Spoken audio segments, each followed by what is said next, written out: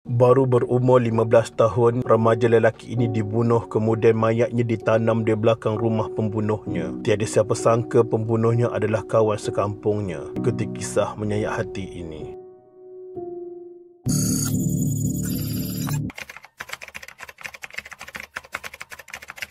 Seorang pelajar yang dilaporkan hilang sejak Sabtu 15 Januari 2011 ditemui mati dibunuh secara kejam dan mayatnya ditanam dalam lubang sedalam setengah meter di belakang rumah pembunuhnya di Kampung Sadong Jaya. Ketua Polis Daerah Kota Semarahan, Deputi Superintendent Abdul Rahman Ahmad berkata, bangsa dikenali Taufik Abdul Rahim 15 tahun, pelajar SMK Semerau mati akibat kecederaan parah di kepala dipercayai dibunuh sekumpulan lelaki yang terbabit dalam sindiket curi motosikal serta pecah rumah.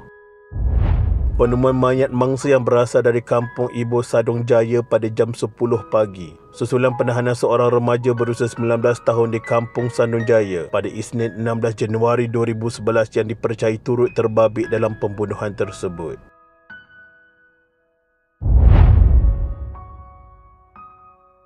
Mangsa dilaporkan hilang pada Sabtu ketika ke kedai membeli barangan keperluan dapur dengan menunggang motosikal Moderna Kris milik abangnya. Bapa mangsa membuat laporan polis pada jam 1.30 tengah hari dan polis yang menjalankan siasatan tidak menunggu lama untuk menyelesaikan kes ini apabila menahan seorang lelaki menunggang motosikal mangsa di sekitar Kampung Pendam.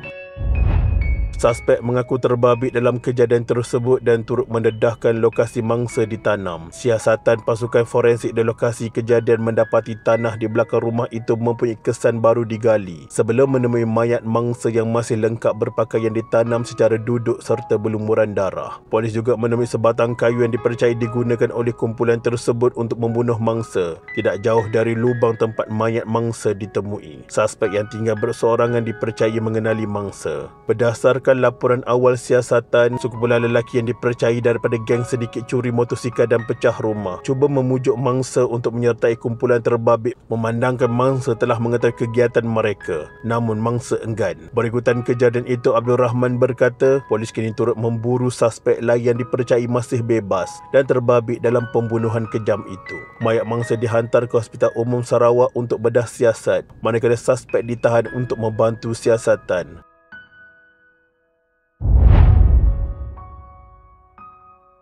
Bapa kepada mangsa tidak menyangka tingkah laku pelik arwah merenung selimut sebaik terjaga daripada tidur. Beberapa hari sebelum dia dilaporkan hilang sebenarnya membawa petanda buruk. Abdul Rahim Hassan, 42 tahun berkata, malam sebelum menghilangkan diri, anak ketiga daripada 5 beradik itu tiba-tiba terbangun daripada tidur dan merenung selimutnya seolah-olah merinduinya. Dia percaya anaknya dibunuh suspek bersama beberapa lelaki lain kerana khawatir rahsia kegiatan jahat mereka terbongkar dan diketahui pihak berkuasa. Ibu bapa kepada mangsa tidak sesekali memaafkan perbuatan suspek yang tergamak membunuh dan menanam mayat anak mereka. Keluarganya tidak akan memaafkan perbuatan suspek itu yang memperlakukan mangsa sedemikian rupa sedangkan arwah anaknya itu seorang yang pendiam dan bukannya agresif. Menurut bapa mangsa, hatinya bagaikan dirobek setiap kali memikirkan apakah kesalahan anaknya itu sehingga dibunuh tanpa belas kasihan.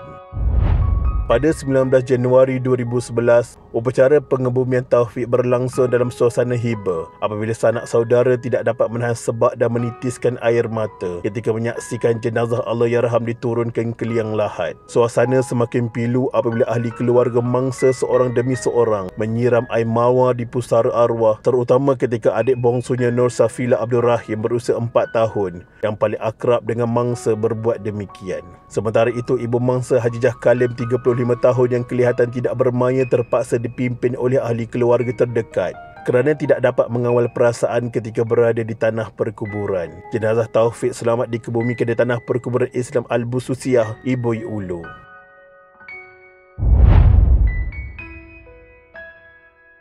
Pada 18 Januari 2011, suspek ditahan reman selama 7 hari bagi membantu siasatan. Magistrate Mahkamah Kota Semarahan Paul Joring mengeluarkan perintah tersebut mengikut Seksyen 117 Kanun Tata Cara Jenayah kira-kira pukul 11 pagi. Pihak polis telah mendapatkan perintah tahanan reman selama 7 hari dan memohon lanjutan jika ia memerlukan siasatan lanjut. Setakat ini hanya seorang suspek sahaja ditahan berhubung kejadian tersebut dan siasatan polis mendapati tiada suspek lain yang terlibat.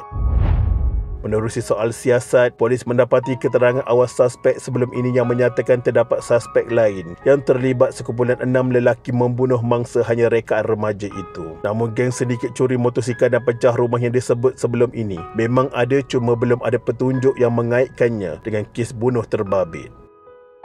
Malah siasatan lebih mendalam mendapati suspek bertindak bersendirian termasuk menggali lubang seluas 1.2 meter di belakang rumahnya bagi menanam mayat mangsa. Difahamkan, ketika kejadian kira-kira jam 4 petang Sabtu 15 Januari 2011, tercetus pertelingkahan antara suspek berusia 19 tahun dengan mangsa berdekatan kawasan sekitar rumah suspek sebelum mangsa dipukul di kepala menggunakan kayu. Suspek yang juga penganggur tinggal berseorangan selepas kematian ibunya pada 2010 menggali lubang sedalam kira-kira 1.2 meter di belakang dapur rumahnya untuk menanam mayat mangsa sekaligus cuba menyembunyikan jenayahnya.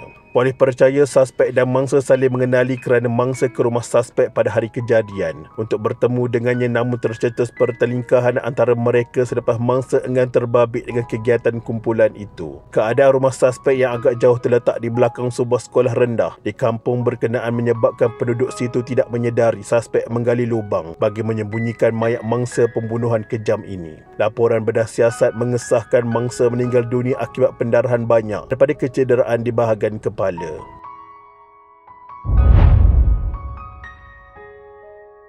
Selepas 11 hari, suspek dihadapkan ke Mahkamah Magistrate Kota Semarahan pada 28 Januari 2011. Remaja terbabit Abang Ibrahim Abang Ahmad 19 tahun didakwa membunuh Taufik Abdul Rahim 15 tahun di sebuah rumah tidak bernombor di Kampung Sadun Jaya antara pukul 1 petang 15 Januari 2011 hingga pukul 7.30 pagi 17 Januari 2011. Dakwaan terhadap remaja itu dikemukakan mengikut Seksyen 302 Kanun Keseksaan yang memperuntukkan hukuman gantung sampai mati jika sabit kesalahan. Bagaimanapun tiada pengakuan direkodkan daripada tertuduh oleh Magistrate Muhammad Aini Wahab. Pendakwaan dikemukakan oleh Timbalan Pendakwa Raya Pohyitin manakala tertuduh tidak diwakili peguam bela. Selepas prosiding berakhir, keadaan yang pada mulanya tenang bertukar kecoh apabila tertuduh yang hendak dibawa keluar dari bilik mahkamah diherdik dan cuba diserbu oleh bapa mangsa yang tidak berpuas hati dengan remaja terbabit. Pihak polis bagaimanapun berjaya mengawal keadaan apabila bergegas membawa tertuduh keluar dari kawasan mahkamah dengan menaiki sebuah van.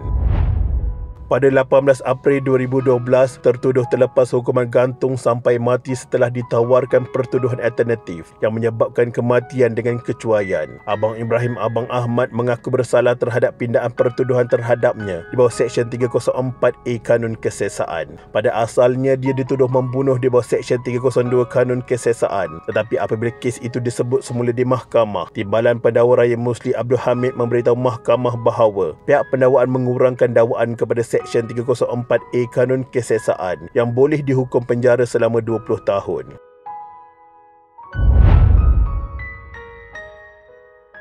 Pada 20 April 2012, suasana di Mahkamah Tinggi yang mulanya tenang tiba-tiba bertukar sedih apabila Hakim Yu Jing Ki turut mengalirkan air mata sebelum menjatuhkan hukuman penjara 10 tahun terhadap tertuduh. Ia bermula ketika Yu dalam penghakimannya membaca latar belakang tertuduh, Abang Ibrahim Abang Ahmad yang didakwa membunuh Taufik Abdul Rahim dalam kejadian Januari tahun 2011. Keadaan itu menyebabkan hadirin terdiam seketika sebelum Yu membacakan penghakimannya selepas tertuduh sebelum ini membuat pengakuan bersalah.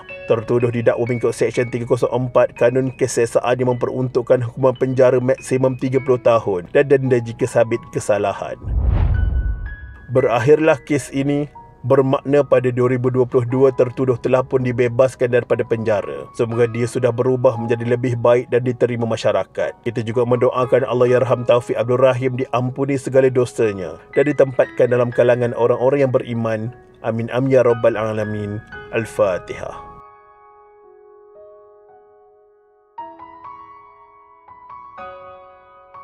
Sekian, terima kasih.